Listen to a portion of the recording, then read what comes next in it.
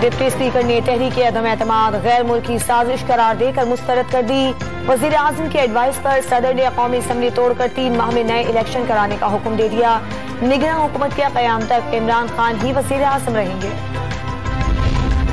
सियासी ऊंट किस करवट बैठेगा, हर नजर सुप्रीम कोर्ट पर लग गई। चीफ जस्टिस ने कौमी असम्बली की कार्रवाई पर असखुद नोटिस दे लिया। डिप्टी स्पीकर की रूलिंग मुअत्तल करने की इस्तदा मुस्तरद। आज 5 रुकनी लार्ज बेंच समाअत करेगा।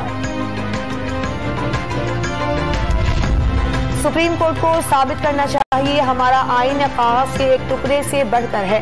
फौरी इंतखाबात के करीब थे। इमरान खान की बगावत ने तहरीक अदम एतमाद और इंतखाबी इस्लाहात को ही पामाल नहीं किया बल्कि एक और मुतनाज़ इलेक्शन को मुसल्लत कर दिया। Chairman Peoples Party Bilawal Bhutto का ट्वीट।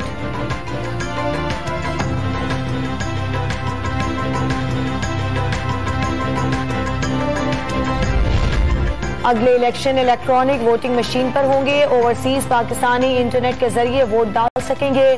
सेनेटर फैसल जावेद का पैगाम। नजरियाती और मुखलिस कारकुनों को तरजीह देने का ऐलान। शहबाज शरीफ की अबूरी जमानत मंसूख करने की दरखास्त पर समाअत आज होगी। ऑपोजिशन लीडर का आज अदालत में पेश न होने का फैसला। हाजिरी मुआफी की दरखास्त आने पर एकतरफा कार्रवाई का इम्कान। आइन शिकन साजिशी का ट्रम्प कार्ड रेड कार्ड साबित होगा। याद रखना, गवाह रहना। लीगी रहनुमा ख्वाजा साद रफीक का ट्वीट। मुल्क भर में कोरोना के 154 केसेज रिपोर्ट। शरह 0.61% रिकॉर्ड। वबा से कोई मौत नहीं हुई।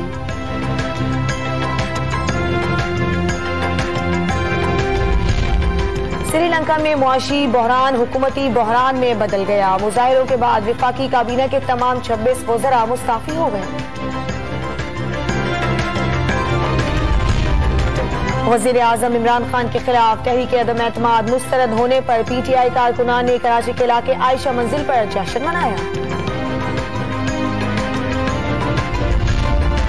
और पाकिस्तानी निजात अमरीकी गुलकारा उरूज आफ्ताब ने ग्रैमी अवार्ड जीत लिया।